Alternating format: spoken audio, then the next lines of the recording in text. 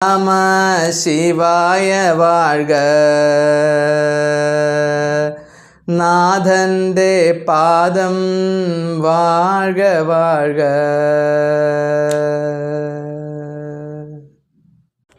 മാണിക്യവാചകസ്വാമിയുടെ തിരുവാചകത്തിലെ അടുത്ത ചില പദ്യങ്ങളിലേക്ക് നമുക്ക് കിടക്കാം. അമൃത് പോൽ തികട്ടാത്തവൻ, അളവുകളില്ലാത്തവൻ, പെരുമയാർന്നിടുന്നവൻ, ഓർക്കാത്തോരുടെ ഉള്ളത്തിൽ ഒളിച്ചിരിപ്പവൻ, ഒളിയായി മേവുന്നവൻ, സുഖദുഃഖങ്ങൾ രണ്ടുമില്ലാത്തവൻ, ഉള്ളവനം കൂറ് എഴുന്നിടുന്നവൻ, എല്ലാമായി വിളങ്ങിടുന്നവൻ, ഒന്നുമേ അല്ലാത്തവൻ, ഒളിയായി തിളങ്ങുന്നവൻ, ഇരുളായി വിളങ്ങുന്നവൻ, തോറ്റമില്ലാത്തോനെന്ന് പെരുമയാർന്നവൻ, ആദിയും മധ്യവുമായി അന്തവുമായി നിൽപ്പവൻ. ഇവിടെ ശിവബ്രഹ്മത്തിൻ്റെ വിശേഷണങ്ങളാണ് മാണിക്യവാചകസ്വാമി നമ്മളോട് പറയുന്നത്. അമൃത് പോൽ തികട്ടാത്തവൻ, അമൃതമായിട്ടുള്ളവനാണ് ശിവൻ. ഒരിക്കലും ജനന മരണങ്ങളിലെത്ത അവസ്ഥയിലേക്ക് നയിക്കുന്ന അമൃതാണവൻ. ഈ അമൃത് ഒരിക്കലും നമുക്ക് എത്ര കുടിച്ചാലും മതിയാവില്ല. വീണ്ടും വീണ്ടും ഈ അമൃത് തന്നെ സേവിക്കണമെന്ന് നമുക്ക് തോന്നും. അത്രയ്ക്ക്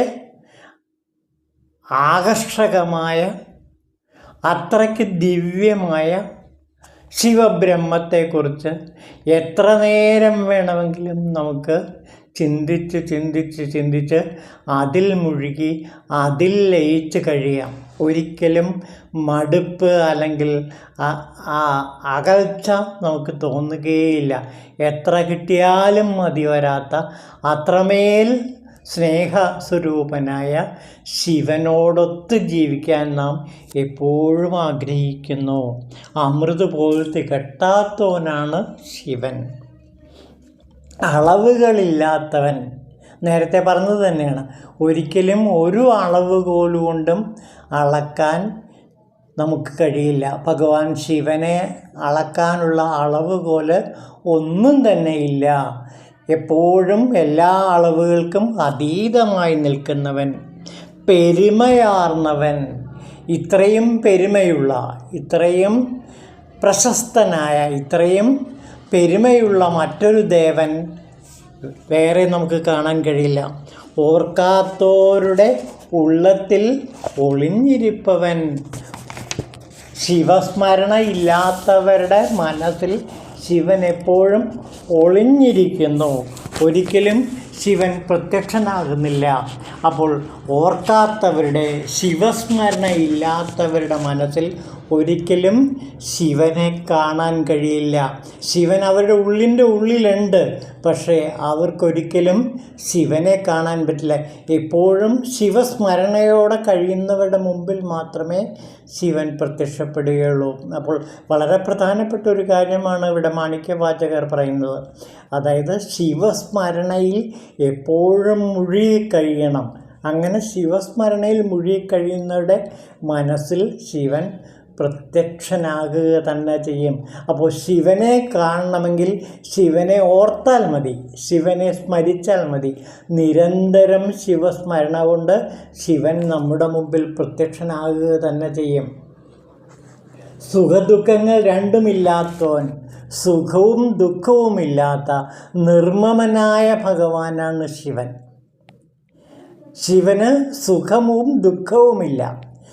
സുഖവും ദുഃഖവുമെല്ലാം വ്യക്തി ജീവിതത്തിൽ മുഴുകിക്കഴിയുന്ന നമുക്കാണുള്ളത്. നമുക്ക് സന്തോഷം വരുമ്പോൾ സുഖം അനുഭവപ്പെടുന്നു, ദുഃഖം വരുമ്പോൾ നാം വേദനിക്കുന്നു. ഇത് നമ്മുടെ ലൗകിക ജീവിതത്തിലെ സ്വഭാവമാണ്. പക്ഷേ ശിവൻ സുഖത്തിനും അപ്പുറമാണ്, ദുഃഖത്തിനും അപ്പുറമാണ്. ഈ രണ്ട് വികാരങ്ങൾക്കും എത്രയോ അകലെയാണ് ഭഗവാൻ. പിന്നെ ഉള്ളവനാം കൂറ് എഴുന്നിടുന്നവൻ, കൂറ് സ്നേഹം. ആ സ്നേഹം നമ്മുടെ മനസ്സിലുണ്ട് എങ്കിൽ സ്നേഹസ്വരൂപനായ ശിവനെ നമുക്ക് കാണാൻ കഴിയും. അപ്പോൾ സ്നേഹത്തിന് മാത്രമേ ശിവനെ പ്രീതിപ്പെടുത്താൻ കഴിയുള്ളൂ. അപ്പോൾ സ്നേഹമുള്ളവരുടെ മനസ്സിൽ എപ്പോഴും സ്നേഹസ്വരൂപനായ ശിവൻ പ്രത്യക്ഷപ്പെടുന്നു. അപ്പോൾ ശിവൻ സ്നേഹമാണ്. സ്നേഹസ്വരൂപമായൊരു ഹൃദയം നമുക്കുണ്ടായിരിക്കുക എന്നുള്ളതാണ് ഏറ്റവും പ്രധാനം. അങ്ങനെ സ്നേഹസ്വരൂപമായൊരു ഹൃദയമുണ്ടെങ്കിൽ സ്നേഹസ്വരൂപനായ ശിവൻ പ്രത്യക്ഷപ്പെടുക തന്നെ ചെയ്യും. പിന്നെയോ ഒളിയായി തിളങ്ങുന്നവൻ, നാം നേരത്തെ കണ്ടതാണ്, പ്രകാശമായിട്ട്, എപ്പോഴും ശിവപ്രകാശമായിട്ട് ജ്ഞാനത്തിൻ്റെ ലോകത്തിൽ പ്രകാശിക്കുന്നവനാണ് ശിവൻ. ഇരുളായി വിളങ്ങുന്നവൻ, ഇരുട്ടും ശിവൻ തന്നെയാണ്. അപ്പോൾ ജ്ഞാനവും അജ്ഞാനവും ശിവൻ തന്നെയാണ്. നമ്മിൽ അജ്ഞാനം വിതയ്ക്കുന്നതും പാശം കൊണ്ട് നമ്മെ കെട്ടിവരിയുന്നു ശിവൻ. ഈ പാശമറുത്ത് നമ്മെ ജ്ഞാനത്തിൻ്റെ വെളിച്ചത്തിലേക്ക് കൊണ്ടുപോകുന്നതും ശിവൻ. അപ്പോൾ ഇരുട്ടായി നിൽക്കുന്നവനും ശിവൻ, വെളിച്ചമായി നിൽക്കുന്നവനും ശിവൻ. അപ്പോൾ ജ്ഞാനാജ്ഞാനങ്ങൾ എന്നെല്ലാം പറയുന്നത് ശിവൻ തന്നെയാണ് എന്നോർക്കുക. ഇത് അറിയുന്നതോടുകൂടി, ഈ സത്യം അറിയുന്നതോടുകൂടി നാം പിന്നെ വെളിച്ചത്തിൻ്റെ ലോകത്തിലാണ് പിന്നെ കഴിയുക. അപ്പോൾ മഹായിരുട്ട് വെളിച്ചത്തിലേക്കും ഒരു അവസ്ഥാവിശേഷമാണ്. ഒരു നാണയത്തിൻ്റെ രണ്ട് പുറം പോലെ ഇരുട്ടും വെളിച്ചവും ശിവൻ തന്നെയാണ്.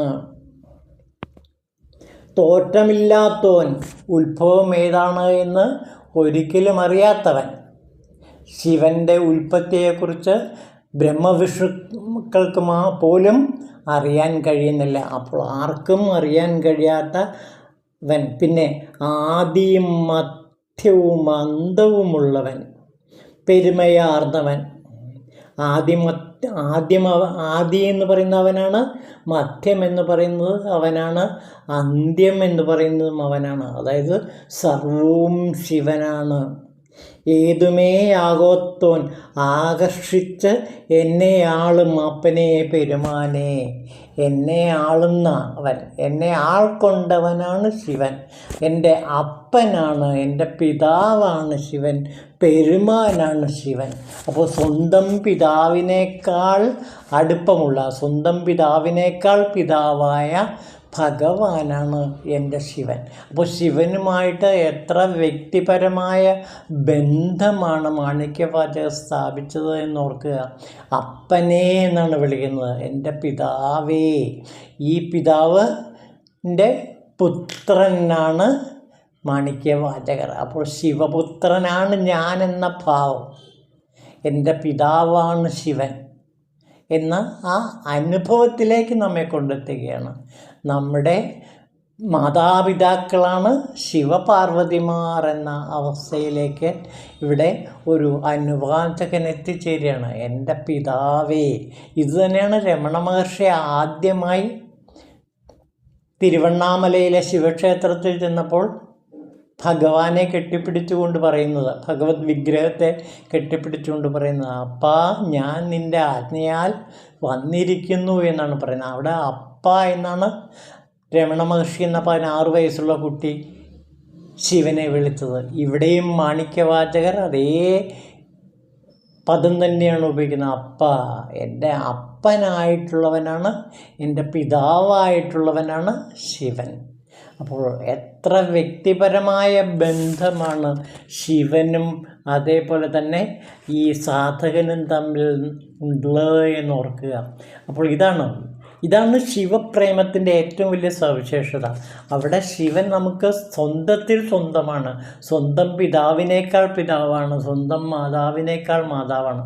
അത്രയ്ക്കൊരു ആത്മബന്ധം ശിവനുമായിട്ട് സാധകന് ഉണ്ടാകുന്നു. ഇവിടെ ശിവൻ തന്നെ സാധകനായി മാറുന്നു, സാധകൻ തന്നെ ശിവനായി മാറുകയും ചെയ്യുന്നു.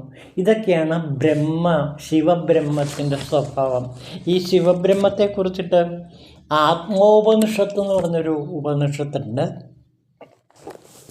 ആ ആത്മോപനിഷത്തിൽ പറയുന്ന ഒരു ഭാഗമുണ്ട്, ആത്മാവ് ശിവമാണ്. അതിൽ വളരെ പ്രധാനപ്പെട്ട ഒരു ഭാഗമാണ് ഈ ആത്മോപനിഷത്തിൽ പറയുന്നുണ്ട്, ആത്മാവ് എന്ന് പറയുന്നത് ശിവമാണ്, ശുദ്ധമാണ്, ഏകമാണ്, അദ്വയമാണ്, ബ്രഹ്മസ്വരൂപമാണ്. അതുകൊണ്ട് കേവല ബ്രഹ്മസ്വരൂപത്തിൽ പ്രതിഭാസിക്കുന്ന ജഗത് രൂപത്തിലും ബ്രഹ്മൻ തന്നെയാണ് പ്രതിഭാസിക്കുന്നത്. അപ്പോൾ ഈ ജഗത്തിലും ശിവൻ തന്നെയാണ്, ബ്രഹ്മൻ തന്നെയാണ്, ശിവബ്രഹ്മൻ തന്നെയാണ് പ്രകാശിക്കുന്നത്, പ്രതിഭാസിക്കുന്നത്. വിദ്യ, അവിദ്യ, ഭാവം, അഭാവം ഈ ഭേദത്തോടെ പ്രതിഭാസിക്കുന്നതും ബ്രഹ്മൻ തന്നെ. ഗുരു, ശിഷ്യൻ ഈ ഭേദത്തിൽ കാണപ്പെടുന്നതും ബ്രഹ്മൻ തന്നെ. തത്വദർശനത്തിന് സർവത്ര പ്രതിഭാസിക്കുന്നത് ബ്രഹ്മമാകുന്നു. തത്വദർശനങ്ങളെല്ലാം തന്നെ ശിവബ്രഹ്മത്തെക്കുറിച്ചിട്ടാണ് പറയുന്നത്. അതാണ് ബ്രഹ്മം. യഥാർത്ഥത്തിൽ വിദ്യയില്ല, അവിദ്യയില്ല, ജഗത്തുമില്ല, മറ്റൊന്നും തന്നെ സത്യവുമല്ല. സത്യത്തോടെ ജഗത് ഭാനം തന്നെയാണ് ഇതിൻ്റെ പ്രവർത്തകൻ. അസത്യം പ്രപഞ്ചത്തെ പ്രതിഭാസിപ്പിക്കുന്നത് ഇതിൻ്റെ നിവർത്തകനാകുന്നു. നമ്മുടെ മുന്നിലിരിക്കുന്ന കുടമെന്നറിയുവാൻ പ്രത്യേക നിയമമൊന്നും ആശ്രയിക്കേണ്ടതില്ലല്ലോ. പ്രമാണം കൂടാതെ തന്നെ മുന്നിലിരിക്കുന്ന ഓരോ പദാർത്ഥത്തിൻ്റെയും ജ്ഞാനം സിദ്ധിക്കുന്നുണ്ട്. അതുപോലെ നിത്യസിദ്ധമായ ഈ ആത്മാവ് പ്രത്യക്ഷ പ്രമാണത്തിന് ശേഷമാണ് പ്രതിഭാസിക്കുന്നത്.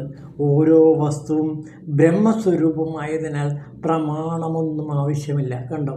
അപ്പോൾ ഓരോ വസ്തുവും ബ്രഹ്മസ്വരൂപമായതുകൊണ്ട് അതിന് പ്രമാണമൊന്നും ആവശ്യമില്ല. ഉദാഹരണത്തിന് ദേവദത്തൻ എന്നൊരു വ്യക്തിയുടെ നാമം എടുക്കുക. അതിൻ്റെ ജ്ഞാനം നിരപേക്ഷമാണ്. അതിന് ദേശകാലാദികൾ നിരപേക്ഷമാണ്. ബ്രഹ്മജ്ഞാനിയുടെ ഞാൻ ബ്രഹ്മമാണ് എന്ന ബോധം തന്നെയാണ് ബ്രഹ്മസാക്ഷാത്കാരം. സകല ജഗത്തും സൂര്യനാൽ പ്രകാശിതമായിരിക്കുന്നത് പോലെ അഖണ്ഡം ബ്രഹ്മാണ്ടവും അതിൻ്റെ തേജസ് കൊണ്ട് തന്നെ പ്രകാശിക്കുന്നു. അതിൻ്റെ പ്രത്യക്ഷ സിദ്ധിയിൽ മറ്റൊരു പ്രമാണം നേടുകയെന്നത് അനാത്മകവും അസാരവും തുച്ഛവുമാണ്. വേദം, ശാസ്ത്രം, പുരാണം, വിവിധ ജീവികൾ എന്നിവ ആരുമൂലമാണോ സാർത്ഥകമായിരിക്കുന്നത്, വിജ്ഞാനദാതാവായ ആ ബ്രഹ്മത്തെ ഏതെങ്കിലും പ്രമാണത്തിന് പ്രമാണീകരിക്കാൻ സാധ്യമാണോ? വിശപ്പും വേദനയും മറന്ന് ബാലകൻ കളിയിൽ മുഴുകിയിരിക്കുന്നത് പോലെ ജ്ഞാനി മമതാരഹിതനും അഹങ്കാരഹീനനും സുഖിമാനുമായി ബ്രഹ്മത്തിൽ ആനന്ദിച്ചുകൊണ്ടേയിരിക്കുന്നു. മുനി കാമനകളൊന്നുമില്ലാതെ സുഖത്തോടെ ഏകാഗിയായി ശിവവിചാരത്തിൽ മുഴുകുന്നു. സ്വന്തം ആത്മാവിൽ എപ്പോഴും സന്തുഷ്ടനും സ്വയം സർവഗതനുമാണെന്ന് ചിന്തിച്ച് നിർധനനെങ്കിലും സന്തുഷ്ടനായി, നിസ്സഹായനെങ്കിലും ബലവാനായി, ആഹാരമൊന്നും കഴിച്ചില്ലെങ്കിലും സംതൃപ്തനായി, അസമാനനാണെങ്കിലും സമദർശിയായി, കർത്താവാണെങ്കിലും അകർത്താവായി, ഫലഭോക്താവാണെങ്കിലും അഭോക്താവായി, ശരീരിയാണെങ്കിലും ശരീരഹീനനായി, പരിച്ഛിന്നനാണെങ്കിലും സർവ്വവ്യാപിയായി കാണപ്പെടുന്ന ബ്രഹ്മജ്ഞാനിയെ ഒരിടത്തും പ്രിയാപ്രിയങ്ങൾ സ്പർശിക്കുന്നില്ല. അയാൾ സാക്ഷാൽ ബ്രഹ്മൻ തന്നെ, ശിവബ്രഹ്മൻ തന്നെയായി തീരുന്നു. ഇതാണ് ആ ആത്മോപനിഷത്തിൽ പറയുന്ന മഹാവാക്യം. ഈ മഹാവാക്യം തന്നെയാണ് ഇവിടെ മാണിക്യവാചകർ പറയുന്ന അപരിമേയനായ ശിവബ്രഹ്മത്തെക്കുറിച്ചിട്ട് തന്നെയാണ് ഇവിടെ മാണിക്യവാചകരും നമ്മളോട് പറയുന്നത്. ഓം ശിവായ നമഃ.